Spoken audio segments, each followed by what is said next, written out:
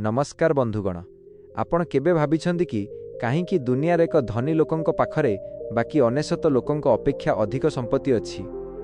कौन से माने अधिक परिश्रम करती ना, सत्य हेउछि धनी हेबा एक माइंडसेट किंबा मानसिकता।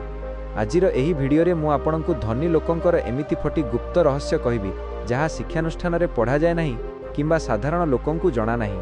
एही भिडियोटी को शेष पर्यंत देखंतु कारण फम रहस्यटी आपणक जीवन बदलाई देई पारे।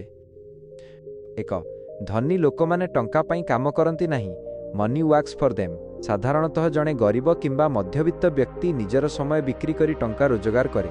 से भावे मु जेते अधिक घंटा काम करी सेते अधिक टंका पाइबी, किंतु धनी लोक माने जानती जे समय सीमित।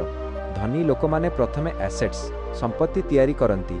एसेट्स हेउची सही जिनिस जहाँ आपणक पॉकेट को टंका आनी दिए, जेपरिक रियल एस्टेट, स्टॉक किंबा बिजनेस। अन्य पटे लायबिलिटीज दायित्व आपणक पॉकेट रु टंका नहीं जाए, जेपरिक कार लोन किंबा क्रेडिट कार्ड बिल। धनी लोकंकर मुख्य रहस्य हेउची पासिव इनकम। सेमाने एपरि एक सिस्टम तैयारी करती जहाँ सेमाने सोईथिबा बेले मध्य सेमानंक पई टंका रोजगार करे। रहस्य 2 सेमाने कंपाउंडिंग रो जादू जानती। आल्बर्ट आइनस्टाइन कहिथिले compounding is the 8th wonder of the world. धनी लोक माने रातिया राति धनी हेबाकू चाहती नहीं। सेमाने धैर्यर सह लंबा समय पाई निवेश करती। समयर शक्ति जदि आपण मासकू 5000 टंका निवेश करती तेबे 20 बिना 30 वर्ष परे ताहा कोटी कोटी टंकारे परिणत होई पारे। गरीब लोक माने भाबंती मो पाखरे निवेश करिबाकू टंका नहीं, किंतु धनी लोक माने 1000 टंकारु मध्य निवेश आरंभ करिवार साहस रखती।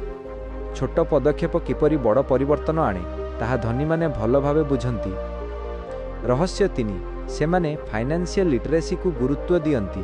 आम स्कूल एवं कॉलेज रे आमको किपरि चाकरी करिबाकू हेबो ताहा सिखा जाए, किंतु टंका को किपरि मैनेज करिबाकू हेबो ताहा सिखा जाए नहीं। टैक्स एवं आईन धनी लोक माने टैक्स आईन को भल भावे पढ़ंती। सेमाने जानती किपरि आईनगत भावे कम टैक्स देई अधिक टंका निज पाखरे रखिबो। बही पढ़िबा वारेन बफेट दिन को 500 पृष्ठा बही पढ़ंती। धनी लोक माने नुआ नुआ स्किल शिखिबा पाई निज उपरे टंका खर्च करती। सेमाने जानती जे सबुठारु बड़ निवेश हेउछि सेल्फ एजुकेशन। रहस्य 4 सेमाने रिस्क नेबाकू भय करती नहीं, कैलकुलेटेड रिस्क। गरीब लोक माने सुरक्षा सिक्यूरिटी खोजंती, किंतु धनी लोक माने सुजोग अपॉर्चुनिटी खोजंती। भयरु मुक्ति अधिकांश लोक बैंक रे टंका रखंती कारण सेमाने रिस्क नेबाकू भय करती, किंतु मुद्रास्फीति इन्फ्लेशन जोगु बैंक रे थिबा टंकार मूल्य प्रतिवर्ष कमिबारे लागे। धनी लोक माने जुआ खेलती नहीं, सेमाने तथ्य एवं गणित आधार रे निष्पत्ति नियंती। सेमाने जानती जदि सेमाने विफल हेबे तेबे सेथिरु किछि शिखिबे। रहस्य 5 सेमानंकर नेटवर्क हेउछि सेमानंकर net worth. You are the average of the 5 people you spend the most time with. आपण जेउ 5 जनक सह अधिक समय बिताउछंती आपणकर भविष्यत सेमिति हेबो। गरीब लोक माने अन्य लोकंक विषय रे कथा हुअंती गसिप, किंतु धनी लोक माने आइडिया एवं बिजनेस विषय रे कथा हुअंती। धनी लोक माने सेमानंक ठारू अधिक सफल लोकंक सह बंधुता करंती। एहा द्वारा सेमानंकु नुआ सुजोग एवं ज्ञान मिली थाए। रहस्य 6 इनकम नुहे नेटवर्थ उपरे ध्यान दियंती। साधारण लोक माने परस्पर को पचारंती तुमर दरमा बा इनकम केते, किंतु धनी लोक माने परस्पर नेटवर्थ मोट संपत्ति विषय रे आलोचना करंती।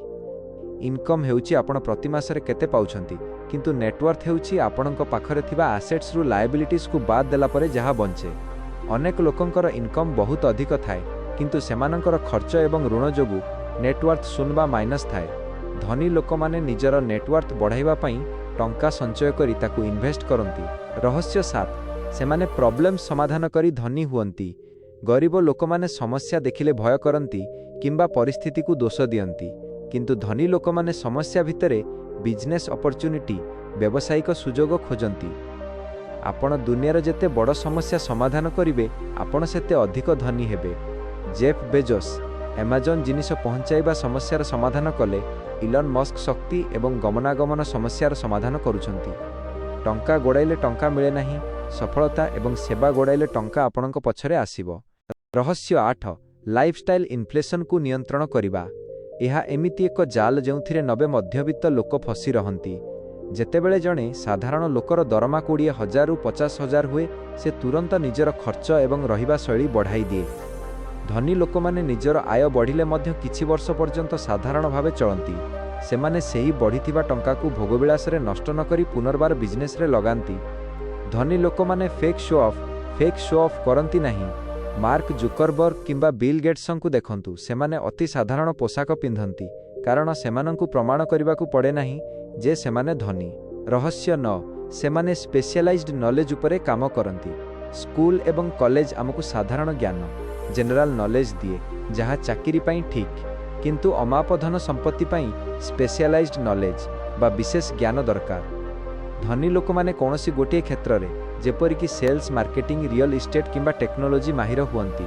ସେମାନେ ସେହି ବିଷୟରେ ଦୁନିଆର ସବୁଠାରୁ ଭଲ ଜ୍ଞାନ ରଖିବାକୁ ଚେଷ୍ଟା କରନ୍ତି। ଯଦି ଆପଣ ସେହି କାମ କରୁଛନ୍ତି ଯାହା ସମସ୍ତେ କରୁଛନ୍ତି, ତେବେ ଆପଣଙ୍କୁ ସେତିକି ମିଳିବ ଯାହା ସମସ୍ତଙ୍କୁ ମିଳୁଛି।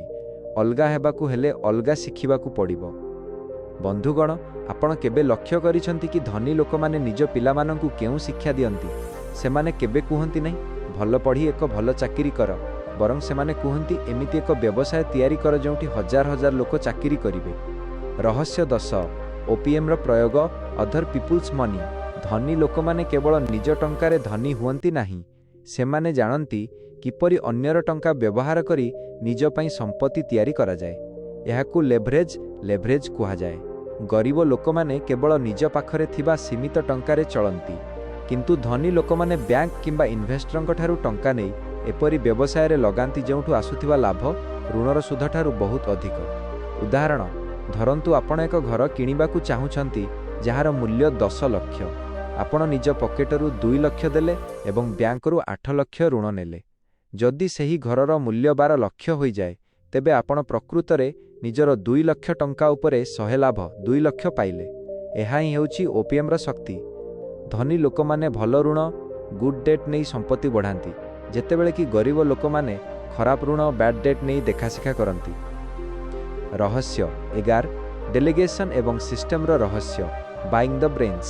ଧନୀ ଲୋକମାନେ ଦୁନିଆର ସବୁଠାରୁ ବୁଦ୍ଧିମାନ ବ୍ୟକ୍ତି ହୋଇନଥାନ୍ତି, କିନ୍ତୁ ସେମାନେ ନିଜଠାରୁ ଅଧିକ ବୁଦ୍ଧିମାନ ଲୋକଙ୍କୁ କାମରେ ଲଗାଇବା ଜାଣନ୍ତି। ଜଣେ ମଧ୍ୟବିତ୍ତ ବ୍ୟକ୍ତି ସବୁ କାମ ନିଜେ କରିବାକୁ ଚାହେଁ, DIY ମାଇନସ୍ ଡୁ ଇଟ୍ ୟର୍ ସେଲ୍ଫ। ସେ ଭାବେ, ମୁଁ ନିଜେ କଲେ ଟଙ୍କା ବଞ୍ଚିଯିବ। କିନ୍ତୁ ଧନୀ ଲୋକ ଭାବେ, ଯଦି ମୁଁ ଏହି କାମ ଅନ୍ୟ ଦ୍ୱାରା କରାଇବି, ତେବେ ମୋର ସମୟ ବଞ୍ଚିବ ଏବଂ ମୁଁ ସେହି ସମୟରେ ଅଧିକ ଟଙ୍କା ରୋଜଗାର କରିପାରିବି। ଧନୀ ଲୋକମାନେ ସିଷ୍ଟମ ତିଆରି କରନ୍ତି। ହେନେରୀ ଫୋର୍ଡ କିମ୍ବା ଧୀରୁଭାଇ ଅମ୍ବାନୀ ଜଣେ ଇଞ୍ଜିନିୟର ନଥିଲେ, କିନ୍ତୁ ସେମାନେ ଶତାଧିକ ଇଞ୍ଜିନିୟରଙ୍କୁ ନିଯୁକ୍ତି ଦେଇଥିଲେ। ସେମାନେ ବ୍ରେନ୍ସ ବା ବୁଦ୍ଧିକୁ କିଣିବା ଜାଣିଥିଲେ। ଏହି ଜଣେ କୋଟିପତି ଦିନକୁ 8 ଘଣ୍ଟା କାମ କରନ୍ତି ନାହିଁ। ଯଦି ତାଙ୍କ ପାଇଁ 1000 ଲୋକ କାମ କରୁଛନ୍ତି, ତେବେ ତାଙ୍କ ପାଇଁ ଦିନକୁ 8000 ଘଣ୍ଟା କାମ ହେଉଛି। ଏଇଥିପାଇଁ ସେମାନେ ଦ୍ରୁତ ଗତିରେ ଧନୀ ହୁଅନ୍ତି। ତେବେ ବନ୍ଧୁଗଣ, ଆଜି ଆମେ ଧନୀ ଲୋକଙ୍କର ସେହି 10ଟି ଗୁପ୍ତ ରହସ୍ୟ ବିଷୟରେ ଜାଣିଲେ, ଯାହା ଦୁନିଆର ଅନେଶତ ଲୋକଙ୍କୁ ଜଣା ନାହିଁ। ଏହିସବୁ ରହସ୍ୟରୁ ଗୋଟିଏ କଥା ସ୍ପଷ୍ଟ ଯେ ଧନୀ ହେବା କୌଣସି ଭାଗ୍ୟର ଖେଳ ନୁହେଁ, ଏହା ଏକ ସଠିକ୍ ରଣନୀତି ଏବଂ ମାନସିକତାର ଫଳ। ଆପଣ କଠିନ ପରିଶ୍ରମ ନିଶ୍ଚୟ କରନ୍ତୁ, କିନ୍ତୁ ମନେ ରଖନ୍ତୁ ଯେ କେବଳ ପରିଶ୍ରମ କଲେ କେହି ଧନୀ ହୁଏ ନାହିଁ। ଯଦି ପରିଶ୍ରମ କଲେ ଧନୀ ହୋଇପାରୁଥାନ୍ତା, ତେବେ ଜଣେ ଶ୍ରମିକ ଆଜି ସବୁଠାରୁ ବଡ଼ କୋଟିପତି ହୋଇଥାନ୍ତା। ଧନୀ ସେଇ ହୁଏ ଯିଏ ଆସେଟ୍ସ ତିଆରି କରେ, ଫାଇନାନ୍ସିଆଲ ଲିଟରେସି ବୁଝେ ଏବଂ ନିଜର ଟାଇମକୁ ଲେଭରେଜ କରିବା ଶିଖେ। ଆଜି ଆପଣ ନିଜକୁ ଏକ ପ୍ରଶ୍ନ ପଚାରନ୍ତୁ, ଆପଣ କେବଳ ଟଙ୍କା ପାଇଁ କାମ କରୁଛନ୍ତି ନା ଟଙ୍କାକୁ ନିଜ ପାଇଁ କାମରେ ଲଗାଉଛନ୍ତି? ଯଦି ଆପଣଙ୍କୁ ଏହି ଭିଡ଼ିଓଟି ଭଲ ଲାଗିଛି ଏବଂ ଆପଣ ମଧ୍ୟ ନିଜ ଜୀବନରେ ଆର୍ଥିକ ସ୍ୱାଧୀନତା ପାଇବାକୁ ଚାହୁଁଛନ୍ତି, ତେବେ ଏହି ଭିଡ଼ିଓକୁ ଲାଇକ୍ କରନ୍ତୁ। କମେଣ୍ଟ ବକ୍ସରେ ଲେଖନ୍ତୁ ଏହି 10ଟି ପଏଣ୍ଟ ମଧ୍ୟରୁ କେଉଁଟି ଆପଣଙ୍କୁ ସବୁଠାରୁ ବେଶୀ ପ୍ରଭାବିତ କଲା। ଏବଂ ସବୁଠାରୁ ଗୁରୁତ୍ୱପୂର୍ଣ୍ଣ କଥା, ଏହି ଭିଡ଼ିଓକୁ ସେହି ବନ୍ଧୁମାନଙ୍କ ସହ ସେୟାର କରନ୍ତୁ ଯାହାଙ୍କର ଆର୍ଥିକ ସ୍ଥିତି ଆପଣ ବଦଳିବାର ଦେଖିବାକୁ ଚାହୁଁଛନ୍ତି।